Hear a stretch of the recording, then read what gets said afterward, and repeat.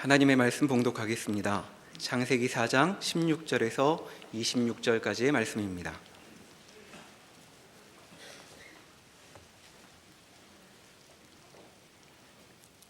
가인이 여호와 앞을 떠나서 에덴 동쪽 노 땅에 거주하더니 아내와 동침함에 그가 임신하여 에녹을 낳은지라. 가인이 성을 쌓고 그의 아들의 이름으로 성을 이름하여 에녹이라 하니라. 에녹이 이랏을 낳고 이랏은 무후야엘을 낳고 무후야엘은 무드사엘을 낳고 무드사엘은 라멕을 낳았더라. 라멕이 두 아내를 맞이하였으니 하나의 이름은 아다요 하나의 이름은 실라였더라. 아다는 야발을 낳았으니 그는 장막에 거주하며 가축을 치는 자의 조상이 되었고 그의 아우의 이름은 유발이니 그는 수금과 퉁소를 잡는 모든 자의 조상이 되었으며 실라는 두발가인을 낳았으니 그는 구리와 쇠로 여러 가지 기구를 만드는 자요 두발가인의 누이는 나아마였더라. 라멕이 아내들에게 이르되 아다와 실라여 내 목소리를 들으라. 라멕의 아내들이여 내 말을 들으라. 나의 상처로 말미암아 내가 사람을 죽였고 나의 상함으로 말미암아 소년을 죽였도다. 가인을 위하여는 벌이 7배일진데 라멕을 위하여는 벌이 77배이리로다 하였더라. 아담이 다시 자기 아내와 동침하매 그가 아들을 낳아 그의 이름을 셋이라 하였으니 이는 하나님이 내게 가인이 죽인 아벨 대신에 다른 씨를 주셨다 함이며 셋도 아들을 낳고 그의 이름을 에노스라 하였으며 그때 사람들이 비로소 여호와의 이름을 불렀더라. 아멘. 창세기 4장 1절 이하에서부터는 이런 내용이 나오고 있습니다. 범죄하여 아담과 하와가 에덴 동산에서 쫓겨나게 되었고 쫓겨난 후에 가인과 아벨 아들을 얻게 됩니다. 그리고 세월이 지나서 장성한 두 아들 사이에 일어나지 않아야 될 참혹한 살인 사건이 벌어지게 됩니다. 가인은 자기의 제사는 받지 않으면서 아벨의 제사는 받으시는 하나님에 대한 원한을 갖게 되고 또 그 동생에 대하여서 시기하고 질투하는 마음이 극에 달하게 되어 돌로 동생을 죽이게 됩니다. 이 죄로 인하여서 가인은 쫓겨나게 되고 에덴 동쪽 노시라고 하는 땅에 거주하며 성을 짓게 됩니다. 창세기 4장 17절부터는 가인의 그 후예에 대한 이름들이 열거되고 있는데 거기에서 중심 인물은 라멕입니다. 그리고 그 라멕이 부르고 있는 라멕의 노래에 대하여서 우리가 조금 설명을 하고 또 이해를 가질 내용이 있습니다. 23절과 24절 다시 읽겠습니다. 라멕이 아내들에게 이르되 아다와 실라여 내 목소리를 들으라. 라멕의 아내들이여 내 말을 들으라. 나의 상처로 말미암아 내가 사람을 죽였고 나의 상함으로 말미암아 소년을 죽였도다. 가인을 위하여는 벌이 7배일진데 라멕을 위하여는 벌이 77배이리로다 하였더라. 라멕이 자기 아내들의 이름을 부르면서 노래하고 있는데 이 노래는 아내들만 들으라고 부르는 노래가 아니라 모든 사람들이 들어야 할 노래로 라멕이 부르고 있습니다. 어떤 소년 하나가 라멕에게 상처와 상함을 입혔습니다. 그가 입힌 그 상처, 상함은 미약했을 것으로 보이지만 라멕은 그에 대한 보응으로 이 소년을 죽입니다. 그리고 그 소년을 죽임에 대하여서 어떠한 마음의 후회함도 없고 오히려 그 소년이 죽임당하는 것이 마땅하다라는 차원에서 이 노래를 부르고 있습니다. 그리고 마지막에 가인을 위하여는 벌이 7배일진데 라멕 자신을 위하여는 벌이 77배다라고 하는 것은 하나님께서 가인을 쫓아내실 때에 가인이 제가 땅을 유리하다가 저를 만나는 사람이 저를 죽이면 어떻게 합니까? 라는 호소를 했을 때 하나님이 가인에게 표를 주시고 이 표를 보는 자가 너를 죽이지 않을 것이다. 그러나 죽이는 자는 벌을 7배나 받게 될 것이다 라고 하는 그 말씀을 인용해 와서 가인의 상함에 대하여서 하나님이 7배나 벌을 더하신다고 했는데 자기는 자기 자신에게 그 권위를 덧붙여서 나는 하나님이 하시는 것보다 더 많이 한다. 가인을 위하여서는 벌이 7배이지만 라멕 나 자신을 상하게 하는 자는 그 벌을 77배나 받는 것이 합당하다. 이것은 하나님을 멸시하고 조롱하는 것입니다. 창조주로부터 지음받은 피조물의 본분은 하나님의 영광을 찬송하는 것입니다. 그리고 그 찬송을 통하여서 하나님께 영광을 돌리는 것입니다. 이것이 하나님이 만들어 놓으신 질서입니다. 그래서 하나님이 만드신 모든 피조 세계가 하나님을 찬송합니다. 시편에 보면 해와 달과 별과 나무들이 입을 열어 하나님을 찬송한다고 기록을 하고 있고, 사람도 마땅히 하나님을 찬송해야 합니다. 하나님을 찬송하고 하나님을 경외하고 예배할 때에 복된 존재가 된다라고 하는 이 안에서 하나님의 그 부르시고 택하신 자들의 입술과 심령을 통하여서 받으시는 찬송과 영광에 대하여 복을 주시고 은혜를 담으십니다. 그리고 그들의 생애가 하나님의 인도하심과 목적과 의도 안에서 순탄히, 그리고 하나님이 원하시는 대로 인도받을 수 있도록 하나님이 역사를 하십니다. 그러나 죄가 들어오면서 이 모든 관계, 이 모든 것들이 다 깨어지는 자리에 가게 되었습니다. 이제는 세상의 모든 피조 세계도 사람의 범죄함으로 인하여서 오염되고 훼손되게 되었고, 또 이 죄는 사람들로 하여금 더 이상 하나님께 영광을 돌리는 찬송을 부르지 않게 되었고, 더 나아가 하나님을 멸시하는 자리에 서게 된 것입니다. 오늘 저희가 읽었던 본문에서도 이 라멕이 부르고 있는 라멕의 노래를 통하여서 우리가 보게 되는 것은 하나님을 떠난 인류가 살인도 서슴없이 행하는 그러한 잔혹한 세대가 되었고, 이제 자기 자신을 위하여서 찬송할 때에 하나님을 멸시하고 조롱하는 내용을 덧붙이는 일에도 전혀 죄책감을 느끼지 않는 그런 세대, 그런 인류가 되었다는 것을 저희가 분명하게 볼 수 있습니다. 하나님을 떠난 가인에서 이제 하나님을 대적하는 그 라멕의 모습을 보면서 그 인류가 가지고 있는 상징들을 우리가 보게 되는데, 그것이 바로 하나님 없이 사는 것이 되어버린 것입니다. 라멕이 가지고 있는 통치 원리는 힘입니다. 이 힘이라고 하는 것은 폭력으로 대변되고 상징될 수 있습니다. 힘과 폭력을 사용하여서 내가 원하는 것을 다 이루는 것입니다. 내가 원하는 것이 상대방에게 있다고 한다면 그 힘과 그 힘을 폭력화하여 상대를 죽여서라도 내가 원하는 것을 빼앗는 시대가 이제 오게 된 것입니다. 그리고 그렇게 해서라도 내 것을 취하고 내 영광을 만들겠다라는 의지가 이제 인류 가운데 있게 된 것입니다. 물론 이 통치 원리 안에 하나님은 없습니다.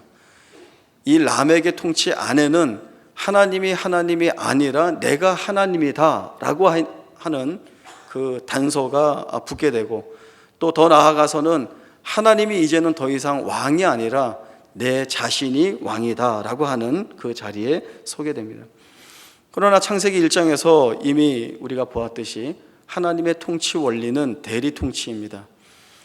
진정한 창조주이시고 왕이신 하나님이야말로 창조주로서 왕으로서 경외받으셔야 할 대상이십니다.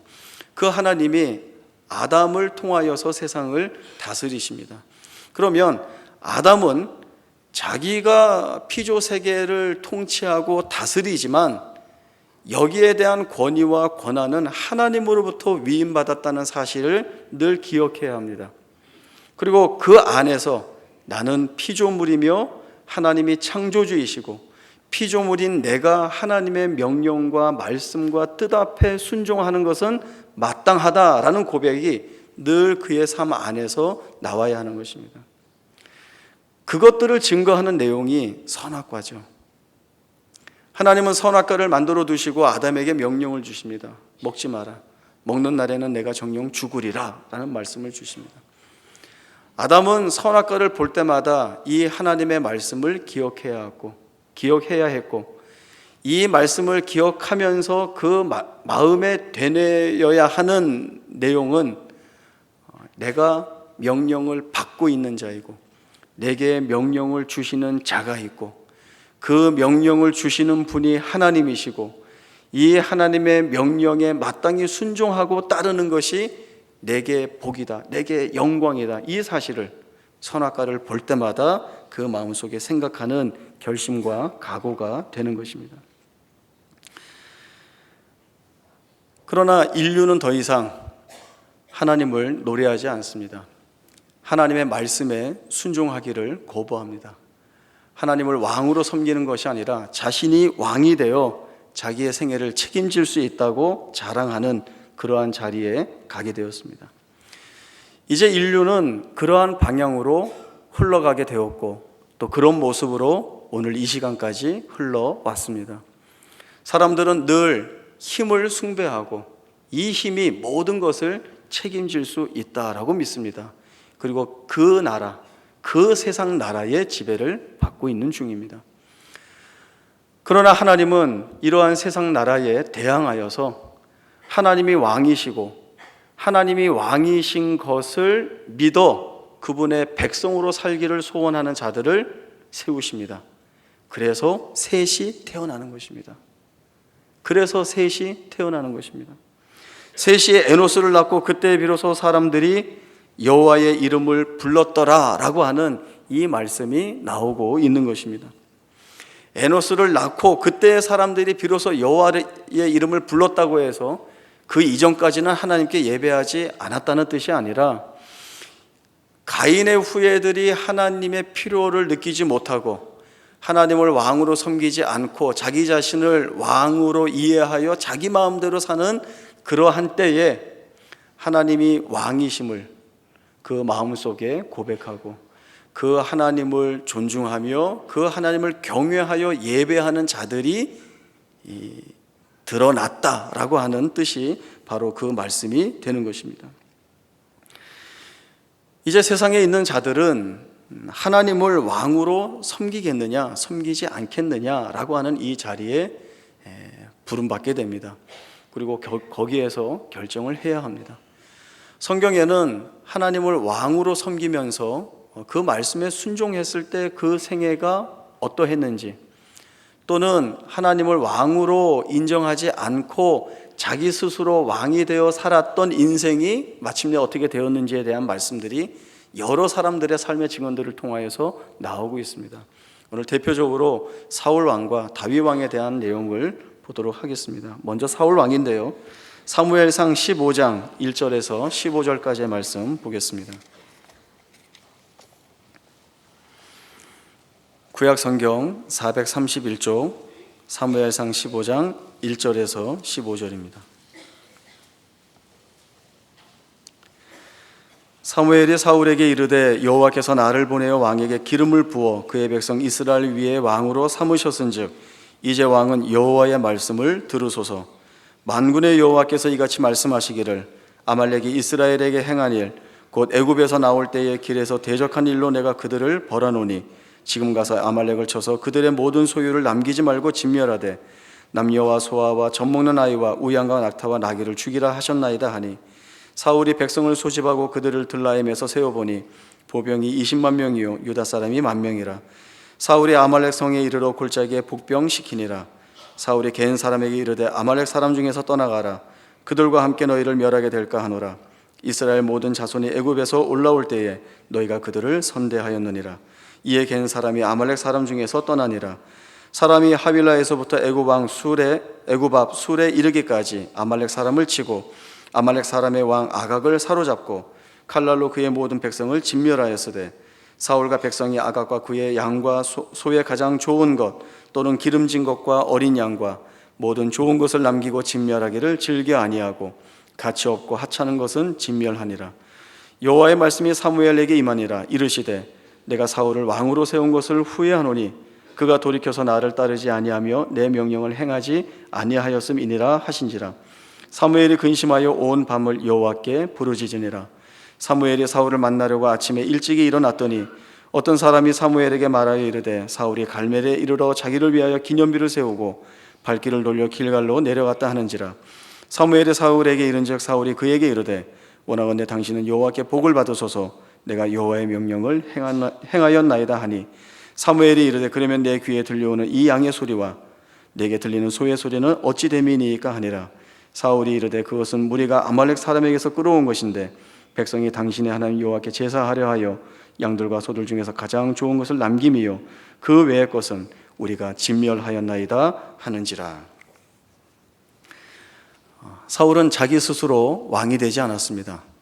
사무엘상 15장 1절에서 분명하게 말씀하고 있듯이 하나님께서 기름 부어 세웠습니다. 사울은 왕이 되기 위하여서 투표하지도 않았고 또 혁명을 일으키지도 않았고 또 저절로 왕이 되는 그러한 왕족으로 태어나지도 않았습니다. 사울은 하나님이 기름 부어 세우셔서 왕이 된 것입니다. 그러면 하나님의 통치 원리에 따라 이제 하나님으로부터 기름 부어 왕이 된 사울이 이스라엘을 다스리게 됩니다. 그러나 이 사울이 분명하게 놓치지 않고 기억할 내용들이 있습니다. 이스라엘의 진정한 왕은 내가 아니라 하나님이시다라고 하는 것입니다. 그리고 그 진정한 왕의 통치 원리와 목적에 따라 그 백성들을 다스려야 합니다. 그러기 위해서 제일 먼저 해야 할 것은 하나님의 말씀에 순종하는 것. 이것이 기름 부음 받아 세움을 받은 사울이 하나님 앞에서 해야 할 모습이 되었습니다. 이제 사울 왕이 사무엘 선지자를 통하여서 하나님의 명령을 받습니다. 그것은 아말렉 족속 모든 것들을 다 진멸하라는 것입니다. 진멸이라고 하는 것은 단 한 생명도 남기지 말고 다 죽이라는 것입니다. 남녀노소 모든 짐승들까지 단 하나의 생명도 남기지 않고 다 죽이는 것이 오늘 하나님으로부터 받은 그 명령입니다. 그러나 사울이 이 명령에 불순종합니다. 아말렉 족속의 왕인 아각을 생포합니다. 살려서 포로로 잡아 데리고 옵니다. 당시 전쟁에서 적국의 왕을 사로잡는 것은 그 전쟁에 참여한 자로서의 가장 큰 전리품입니다. 그 왕을 결박하여서 얻은 전리품으로서 끌고 올 때에 모든 백성들이 나와서 그 모습을 보고 왕에게 칭송과 영광을 돌리게 됩니다. 사울 왕이 이 같은 칭송과 영광을 포기할 수 없었던 것입니다. 그래서 하나님의 명령은 죽이라 했지만 묶어 살려서 데리고 옵니다. 그리고 짐승 중에서 하찮고 가치 없는 것은 다 죽이지만 자기가 볼 때에 가치가 있고 기름지고 좋은 것은 다 살려서 데리고 옵니다. 물론 자기 욕심 때문에 그렇게 한 것입니다. 그러나 사무엘 선지자가 이 일에 대하여 질문을 하자 백성들이 당신의 하나님 여호와께 제사 드리기 위하여 살려서 데리고 온 것입니다. 남겨둔 것입니다. 라는 변명과 핑계를 댑니다. 12절에 보면 사울 왕이 갈멜에 자기를 위하여 기념비를 세우는 내용도 나옵니다. 이 기념비는 이 전쟁에서의 자기 승리를 스스로 치하하기 위하여서 세운 공적비입니다. 그러나 이스라엘이 치르는 모든 전쟁에는 하나님이 참여하십니다. 이것은 어느 누구도 외면할 수 없는, 그리고 이스라엘 백성이라고 한다면 누구나 알고 있는 그런 내용입니다. 모든 전쟁에 하나님이 참여하십니다. 그리고 하나님의 참여로 인하여서 그 전쟁에서 승리했을 때 그 승리의 영광은 당연히 마땅히 하나님께 돌려드려야 하는 것입니다. 이러한 사실을 알고 있으면서도 사울 왕은 자기의 공적을 치하하기 위하여서 기념비를 세우게 됩니다. 철저히 하나님 앞에 엎드려 복종해야 할 사울이 이제는 말씀 앞에 순종하지 않고 자기 스스로 왕됨에 취하여서 하는 행동들을 보게 됩니다. 결국 이러한 모습으로 살아가게 되는 사울 왕의 생애가 얼마나 비참하게 끝났는지 우리가 잘 알고 있습니다. 이에 대조하여 하나님을 왕으로 섬기고 평생 살았던 다윗의 생애는 처음부터 좀 다른 모습이 있습니다. 같은 사무엘상 24장 1절에서 7절입니다.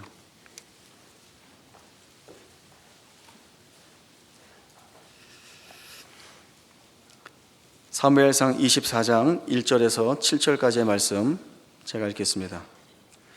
사울이 블레셋 사람을 쫓다가 돌아오매 어떤 사람이 그에게 말하여 이르되 보소서 다윗이 엔게디 광야에 있더이다 하니 사울이 온 이스라엘에서 택한 사람 3,000명을 거느리고 다윗과 그의 사람들을 찾으러 들림서 바위로 갈새 길가 양의 우리에 이른즉 굴이 있는지라 사울이 뒤를 보러 들어가니라.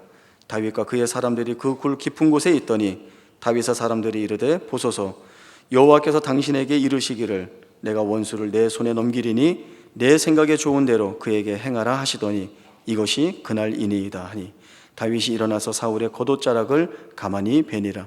그리한 후에 사울의 옷자락 뱀으로 말미암아 다윗의 마음이 찔려 자기 사람들에게 이르되 내가 손을 들어 여호와의 기름 부음을 받은 내 주를 치는 것은 여호와께서 금하시는 것이니 그는 여호와의 기름 부음을 받은 자가 됨이니라 하고 다윗이 이 말로 자기 사람들을 금하여 사울을 해치지 못하게 하니라. 사울이 일어나 굴에서 나가 자기 길을 가니라. 사울 왕은 다윗을 죽이기 위해서 다윗을 추적합니다. 그리고 그 사울의 추적을 피함으로 목숨을 연명하기 위한 다윗은 끝없이 도망칠 수밖에 없었습니다. 그러한 때에 다윗은 사울 왕을 죽일 수 있는 기회를 얻게 됩니다. 그러나 사울 왕을 죽이지 않습니다.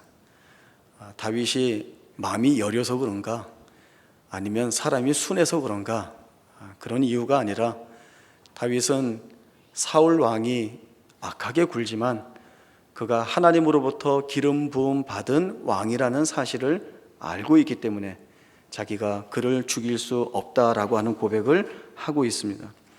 24장 10절에 보면 오늘 여호와께서 굴에서 왕을 내 손에 넘기신 것을 왕이 아셨을 것이니이다. 어떤 사람이 나를 권하여 왕을 죽이라 하였으나 내가 왕을 아껴 말하기를 나는 내 손을 들어 내 주를 해하지 아니하리니 그는 여호와의 기름 부음을 받은 자이기 때문이라 하였나이다. 다윗이 사울 왕을 죽이지 않은 것은 제일 근본적인 이유가 다윗 자신이 하나님 앞에 있다라고 하는 사실을 인정하고 고백하고 있기 때문입니다. 자기를 위해서는 겉으로 볼 때 사울 왕을 죽이는 것이 이익일 것 같습니다. 위협에서 벗어날 수 있고 자기 생명을 구할 수 있고 잘하면 사울 왕 대신에 왕이 될 수 있는 그러한 모든 조건들이 보장되는 그러한 상황 앞에 이 다윗이 섰었습니다. 그러나 그러한 모든 것들보다 다윗이 제일 자기가 놓치지 않고 자기가 제일 붙들어야 할 내용은 하나님이 내 위에 계시다는 것이죠. 그리고 그 하나님의 행하신 일을 내가 거스를 수 없다라고 하는 고백이 그 안에 담겨져 있기 때문에 그렇습니다. 다윗은 자기를 위하지 않고 하나님을 경외하는 것이 무엇인지를 드러내고 있습니다. 이러한 모습이야말로 하나님을 진정한 왕으로 섬기는 자의 참된 모습인 것입니다. 라멕은 자기를 위하여서 노래를 부를 것이 아니라 하나님을 떠난 인생이 얼마나 비참하고 처참한지를 알아 하나님 앞에 돌아와 하나님을 예배하고 하나님을 위한 노래를 불러야 했습니다. 그러나 그렇게 하지 않았죠. 그리고 라멕의 그 후손들, 그 이후를 통하여서 모든 인류가 이러한 자리로 가게 됩니다. 이때에 하나님이 우리 안에 은혜를 드러내십니다. 창세기 5장에 나와 있는 아담의 계보를 보면 아담이 가인을 낳았다, 아담이 아벨을 낳았다, 이 내용이 없습니다.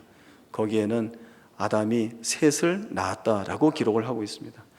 아담의 계보를 셋으로 연결시키는 이유는 하나님 없이 패역한 세대로 흘러가는 인류 앞에 하나님께서 경건한 자녀를 출생시키시고 그리고 그 자녀를 통하여서 하나님을 예배하는 경건한 후손들을 세우심으로 인하여서 하나님의 나라를 완성시켜 나가신다라고 하는 의지를 드러내 보이시는 내용이 되는 것입니다. 가인의 후손들이 하나님 없이 자기 힘을 기반으로 하여 살 때 이제는 하나님을 경외하며 하나님을 예배하는 경건한 공동체가 생기게 되었습니다. 그리고 이 두 계열을 보면서 하나님이 우리에게 진정한 왕으로서 어떤 하나님이신지에 대한 모습도 같이 보여주셨습니다. 대단히 은혜스럽습니다. 무엇이? 세상 나라에서의 왕은 백성을 죽여서 자기를 위하는 것, 이것이 세상 나라의 왕입니다. 그러나 하나님 나라의 왕은 왕인 자기를 죽여서 백성을 살리는 것, 이것이 하나님 나라입니다. 그리고 그 하나님 나라의 왕이 보여주시는 모습입니다. 세상의 왕들은 백성을 죽이고 그 백성을 죽임으로 인하여서 빼앗아 얻는 것을 자기가 다 취하고 그리고 자기의 영광을 선포합니다. 그러나 하나님 나라의 왕이신 하나님은 백성을 죽이는 것이 아니라 하나님 자신을 죽여서 그 백성을 살리시고 그 백성을 위한 끝없는 영광을 이루어 나가십니다. 하나님이 이 땅에 오시지 않았습니까? 그리고 그 하나님이 십자가에서 자기를 죽여 자기 백성을 살리시지 않았습니까? 그 증거로 오늘 우리가 경건한 후손으로 부름받아 하나님 나라의 백성된 존재로 이 앞에 서 있지 않습니까? 그러면 우리가 확인받는 것들이 많이 있죠. 하나님의 왕되심을 통하여서 우리가 확인받는 것들이 많이 있습니다. 우리가 힘을 가지고 어떤 문제를 해결해 나가고자 한다면 이런 생각들이 듭니다. 내가 내 힘을 가지고 문제를 해결하면 떳떳한 것 같고, 내가 가진 힘을 가지고 어떤 문제를 풀어나가게 되면 그것이 손쉬워 보이고, 또 내가 가진 힘을 가지고 무엇이든 할 수 있을 것 같은 그러한 생각들이 우리에게 있습니다. 그러나 우리가 익히 경험해서 알지만 우리의 손으로 이루어내는 것이 영원할 수 없고, 우리의 손으로 만들어내는 것이 진리일 수 없고, 우리의 손으로 영광을 담을 수 없다라는 것을 우리가 알게 됩니다. 경건한 후손으로서 우리의 고백은 우리가 할 수 없는 이 일들을 하시는 하나님이 내 위에 있다라고 하는 고백입니다.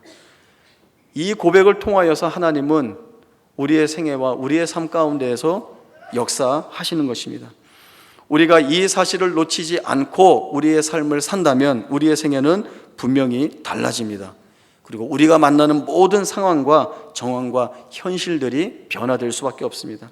어떻게 달라지는가 하면 모든 일에 최고 책임자와 결정자가 내가 아니라는 것을 보게 됩니다. 그리고 내가 아니라는 그 고백을 할 때 하나님의 일하심이 우리 가운데 드러나죠. 자식과의 관계에서도 이 자식에 대한 최고 결정과 책임이 부모에게 있지 않습니다. 우리 자식들에 대한 책임과 결정은 내 위에 누가 계십니까? 하나님이 계시죠. 그 하나님께 있습니다. 그러면 우리는 내 울타리와 내 테두리에 가두어서 자식을 키워내는 것이 아니라 하나님께 맡기고, 이 자식도 하나님의 경건한 후손으로서 하나님 앞에 거룩한 백성으로 자라나게 해달라는 기도를 담대히 할 수 있습니다. 부모와의 관계에서도, 남편과 아내와의 관계에서도 내가 최고 책임자이고 결정권자가 아닌 하나님이 하시기 때문에 하나님이 그 안에서 이루실 일들을 우리가 충분히 기대할 수 있습니다. 친구와의 관계에서도, 이웃과의 관계에서도, 함께하는 공동체 안에서도, 심지어 원수와의 관계 안에서조차도 내가 하는 것이 아니라 하나님이 하신다라는 이 믿음과 고백을 가지고 살아가면 만나는 사람, 그 사람과의 관계, 그로 인하여 벌어지는 상황과 정황 속에서 드러나는 일들은 완전히 달라집니다. 내가 내 힘을 가지고 맞닥뜨린다고 한다면 거기에는 폭력이 끼일 수밖에 없습니다. 거기에는 상함이 있을 수밖에 없습니다. 그리고 폭력이 있고 상함이 있는 곳에 하나님은 계시지 않습니다. 그러나 우리가 우리가 지니고 있는 하나님이 왕이신 이 진정한 고백을 주 앞에 올려드릴 때에 하나님이 우리 안에 찾아오셔서 역사하시는 이 약속을 통하여서 우리는 우리의 모든 삶들을 하나님께 드리고 그 하나님의 바꾸어 내시고 새로 만들어 내시는 모습들을 보게 될 것입니다. 마땅히 우리는 그 자리에서 하나님께 찬송을 드리고 영광을 돌리게 됩니다.